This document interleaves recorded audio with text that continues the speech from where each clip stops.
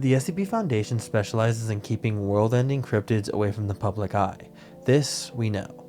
But what if instead of canon SCPs, the Foundation was tasked with containing Dr. Nowhere's entities?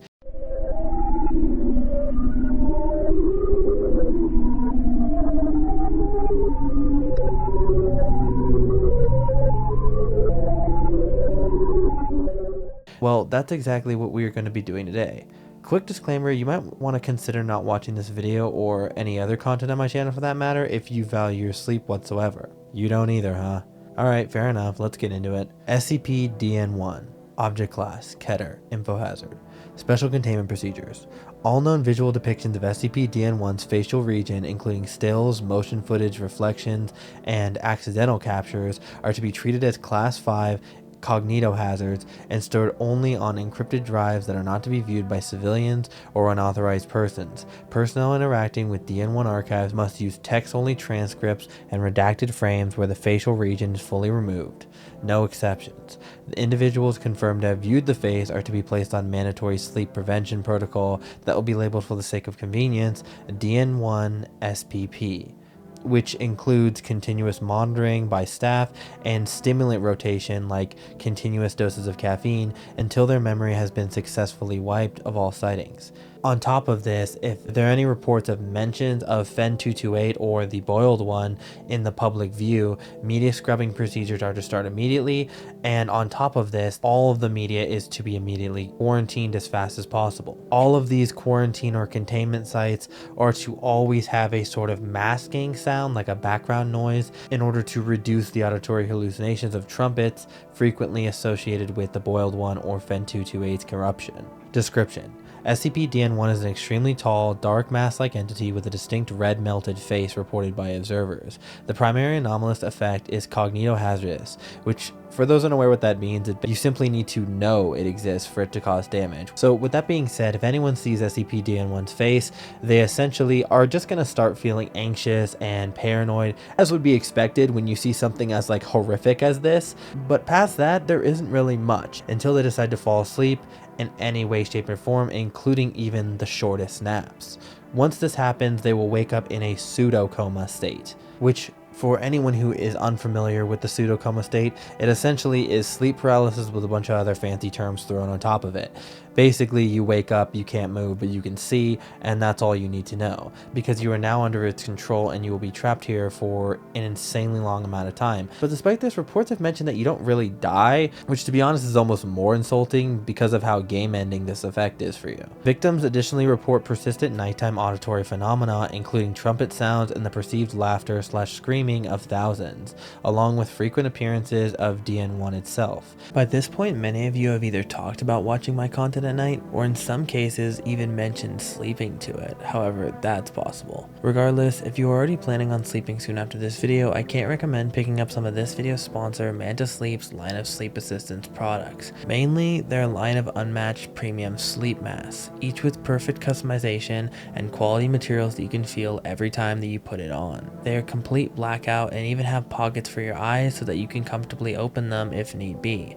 Check out all their unique variants using my link in the comments below or the description for 10% off your order. If you do, I appreciate the support a lot. Now back to the video. SCP-DN1's voice is frequently described as warm yet deeply concerning. Okay, I don't know how I feel about that, but you can probably use your imagination to what that sounds like. SCP-DN2, Object Class Euclid. SCP-DN2 is to be contained in a number of bathrooms that were recovered from various locations. These are to be kept exactly the same as how you found them, including the sinks, the bathtubs, everything in there. This is put in place to reduce the amount of agitation that the entity will experience when arriving on the facility. Personnel entry requires two-person teams with continuous body cam recording and real-time psychological monitoring for guilt spikes, grief episodes, and compulsive apology behavior.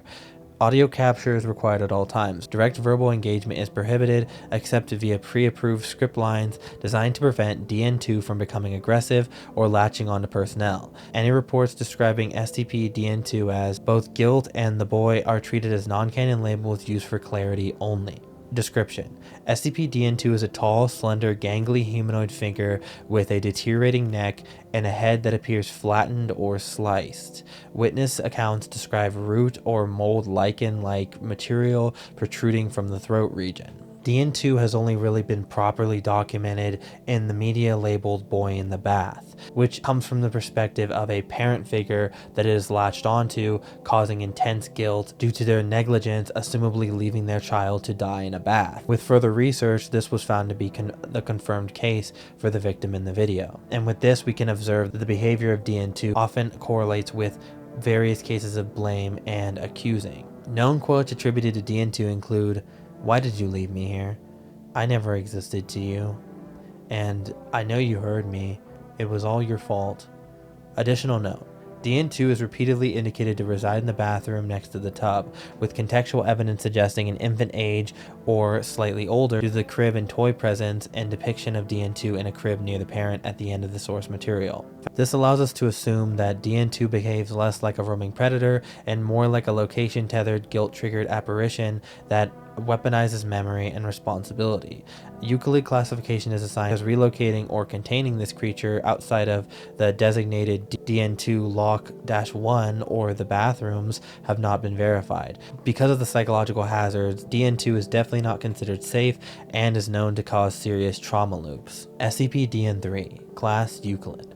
Special Containment Procedures. Instances of SCP-DN3 are to be tracked through both air and underground signaling that can alert the Foundation personnel when large structures have been uprooted and are rapidly moving somewhere else. When something like this is confirmed, civilians are to be immediately evacuated from all the surrounding areas using the excuse of a structural collapse or a gas line incident in order to prevent mass panic. DN3 is then to be lured towards containment areas with a mixture of low-frequency noises and intense light to discourage it from going towards further population centers. Once an instance becomes stationary again, a perimeter is to be set up around it, and all structures within the vicinity are to be immediately evacuated. Foundation assets will then prioritize minimizing collateral damage rather than direct confrontation. Description: SCP-DN3 are essentially titanic entities that semi-resemble hermit crabs, at least in the way that they use large houses, typically 3 stories or taller, as a sort of shell.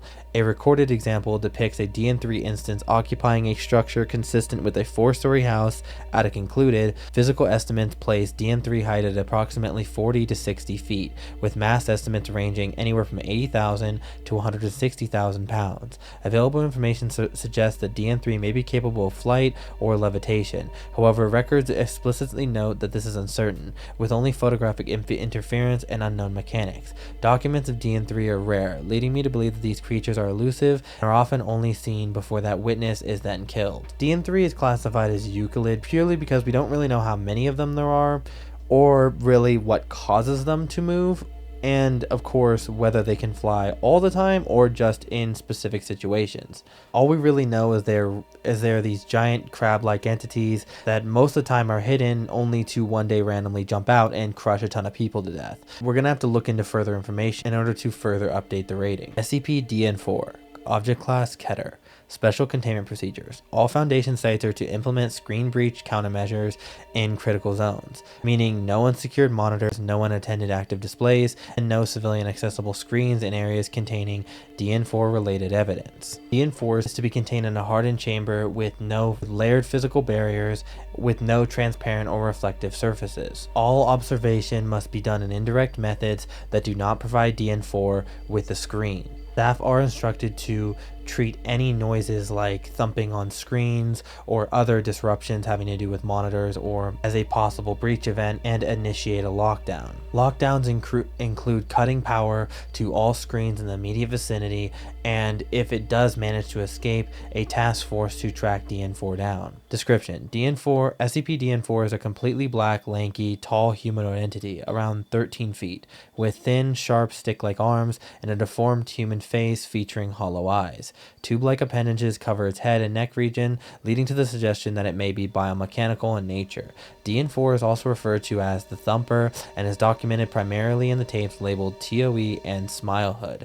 DN4 attacks by breaking through screens and is presumed to eat victims. However, at least one record notes that the victim's body appeared untouched. with everything inside missing, implying that internal consumption of the organs and other things without the need for the external visible mutilation. Hazard designation in available records, leading me to believe that its biggest hazard is the fact that it's a man-eater. Additional notes. DN4 earns Keter classification. Its method of attack, being screen breaching, makes modern containment a nightmare.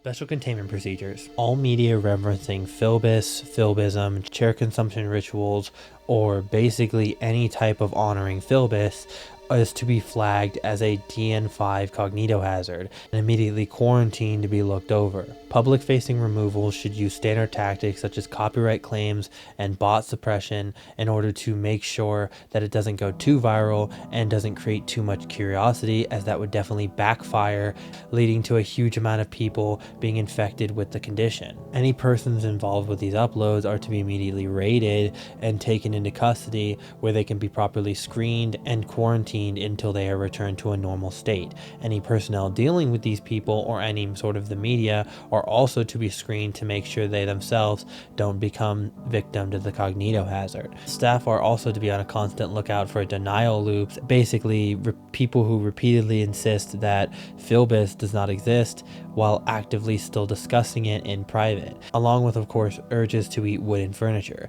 Any physical artifacts, chairs, chair fragments, Philbis ads associated with outbreaks are to be sealed and stored. Ingested incidents are definitely considered medical emergencies, as, you know, I like eating wood as much as the next guy, but you may end up with some sort of impaled stomach. Description. SCP-DN5 is an unusual humanoid figure with a jet black torso, beige head and hands, and legs resembling the structure of a chair. DN5 often appears with a small black top hat, but balanced on a bald head. The entity is associated with the Oddity Compendium and records list an occupation of hypnosis alongside a hazard type of cognitohazardous. Exposure of DN5 media has a sort of peculiar phenomenon associated with it, in the fact that it'll randomly turn into Philbis related media or an ad advertising joining Philbism, which often makes viewers and readers compelled to join in various chair eating rituals and other symptoms of Philbism, all while simultaneously denying it even exists. This denial while still spreading it pattern is definitely a red flag that one has been affected by the cognitohazard. A recurring Philbism initiation instruction is the directive to eat a chair,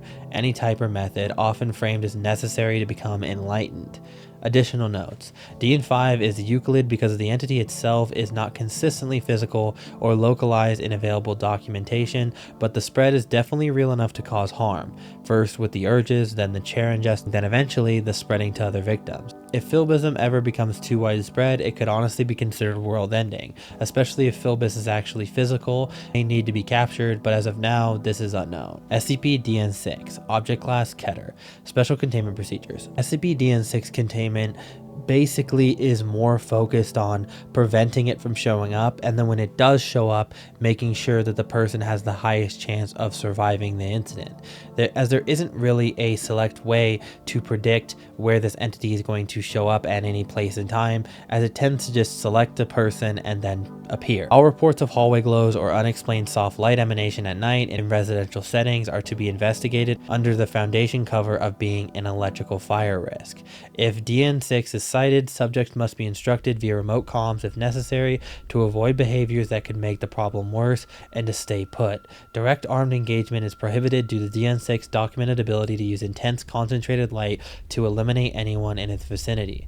Not that shooting would really do any good anyways. Post-event, survivors, if any, require trauma care, possible memory wiping drugs if appropriate, and long-term monitoring for any recurrent transgression replay episodes. SCP-DN6 refers to enclagers or enclagere, humanoid entities cloaked in black with a head resembling a large, luminous, star-like shape. At the center is a single prominent eye, with rays extending outwards like spikes. Reports describe them as sort of angelic beings appearing in front of people who, in their eyes, have committed unforgivable sins, apparently in order to offer some sort of redemption or a last chance to beg for forgiveness. Encounters often start with soft glows in hallways, turning into sort of a more prominent light, and then the being eventually appearing. You are then inflicted with a large wave of guilt and basically frozen in place, and then brought to your knees.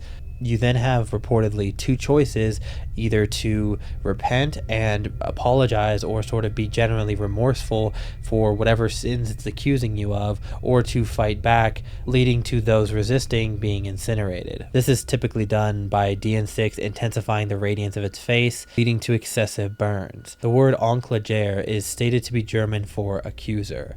Additional notes. DN6 is designated Keter because 1. It is selective and seemingly autonomous in targeting. 2. It is capable of instant lethal action via its radiance, as we spoke about before. And 3.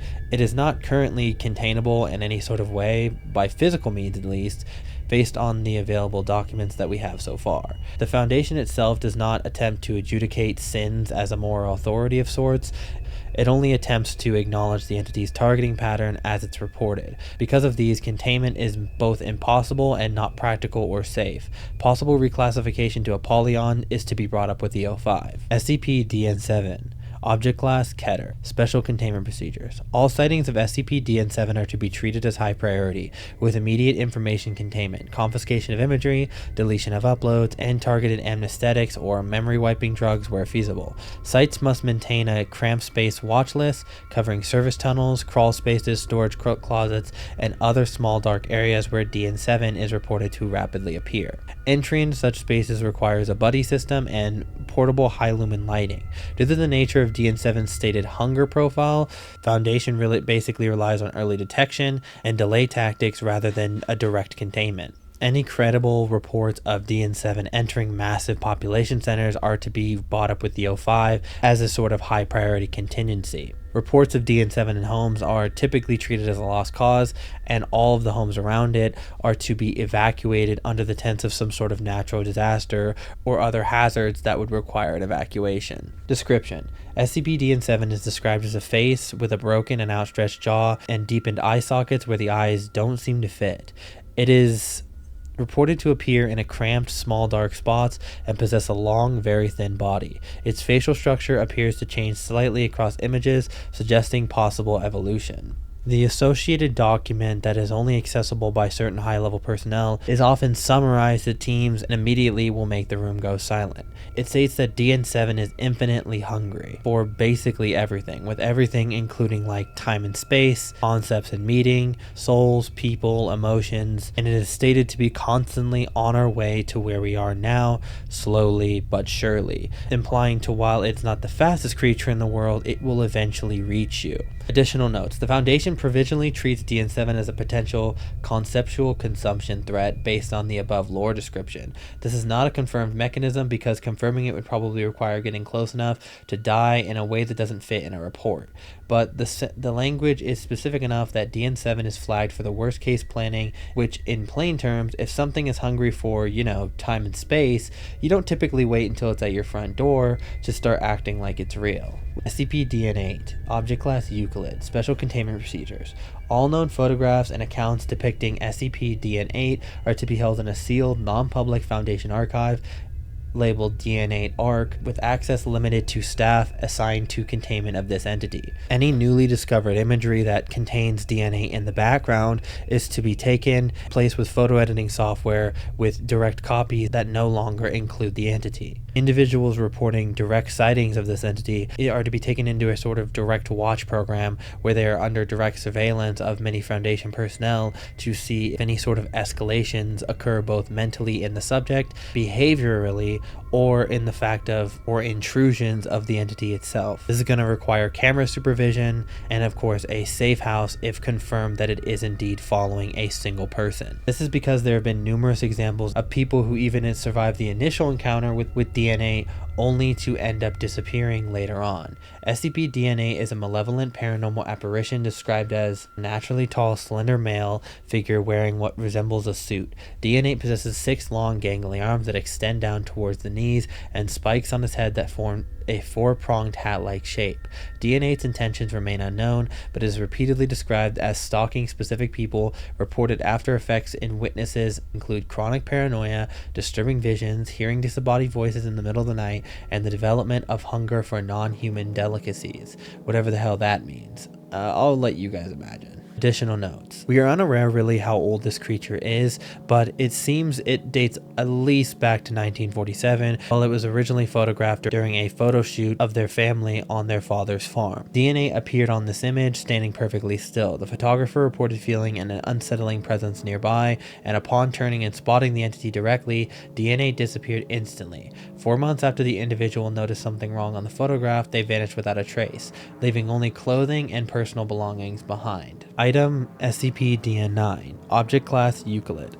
Special Containment Procedures. Foundation employees that are stationed in psych wards are to immediately flag any mention of cone zones, tall cone-headed visitors, or any sort of other entity, or any entity that kind of resembles the shape and that no one else can see, for select patients that likely will be followed with a rapidly deteriorating mental state. Suspected DN9 entities are to be combated with protocol groundwire, which includes increased staff presence around the affected, patient isolation from other peers, and continuous reality anchoring prompts in order to attempt to bring the tweaking individual back to reality before it's too late. The protocol is to be delivered by a trained personnel. Patients are to be instructed to avoid eye contact and conversation with any entity matching DN9's description, no matter how real it seems. Otherwise, they will infest your brain more severely, showing up all over the victim's life.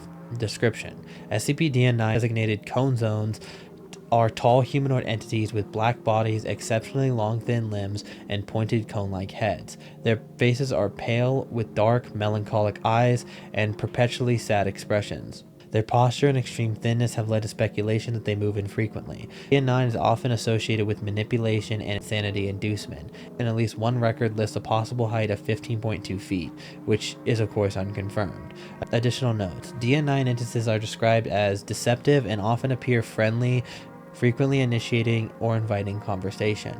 They are most commonly encountered during the 0.001% phenomenon, characterized in source as a rare event experienced by individuals admitted to psychiatric wards. Engagement with DN9 of any sort rapidly accelerates someone's descent into madness, which leads me to believe that they're more of a mental hazard and not really a physical hazard, but this is to be debated, as the Foundation really has no clue whether it does actually possess a physical entity, just maybe one on a different plane, or maybe one that is just completely invisible to everyone except for the person who is affected. And further testing will likely be needed to confirm this. SCP-DN10. Object Class Euclid. Special Containment Procedures. All sightings or mentions of baby-eating John are to be tracked through social media monitoring of Dr. Nowhere related communities. Images and posts are to be archived, scrubbed, and replaced with non-anomalous edits where feasible. Any case involving infant disappearance with coinciding reports of intense screaming or a pale humanoid or an imaginary friend in quotes figure be escalated to DN10-alert and treated as an active predator risk. If DN10 manifests in a domestic setting, civilians are to be removed under a gas leak or structure hazard cover story as usual, and infants transferred to Foundation protective custody with their parents until the event is resolved. SCP-DN10 is a tall humanoid creature described as having pale skin, frail crossed legs, 2 long thin arms with small hands pointing upwards, and a broad sunken torso. DN10's head features 2 long horizontal appendages, sometimes described as antennas, protruding from either side. These appendages, as horrifying as it sounds, tend to emit a screaming noise when a baby is nearby. And occasionally, people can also report it having small colorless eyes and a single row of black teeth. Additional notes. This one is honestly one of the biggest menaces in the verse, in my opinion. If this thing was even close to the neighborhood I was in, I'd be sending my kids strapped to school every day. That doesn't sound right. That doesn't sound right. That, or more realistically, with a vehicle escort. I know some people are afraid of like Pennywise. Pennywise ain't got shit on this thing. And I'd be way more scared if I was a kid and this thing was screeching and charging towards me, trying to eat me, and it's not even close. Alright guys, that's going to be it for my Dr. Nowhere SCP video. Be sure to check out the Trevor Henderson video, which is very similar to this one, except for doing that verse. And if you guys want to see me do any other sort of SCP crossover videos like this, make sure to let me know down in the comments below, because it lets me know whether you guys enjoy these or whether you guys would rather see me move on to another series. And as always, make sure to go show Dr. Nowhere some love on his YouTube and his Instagram, as he is a very talented artist, and these videos would not be possible without his work. Thank you all so much for the support that you guys show me on the community posts, as well as in the comment section.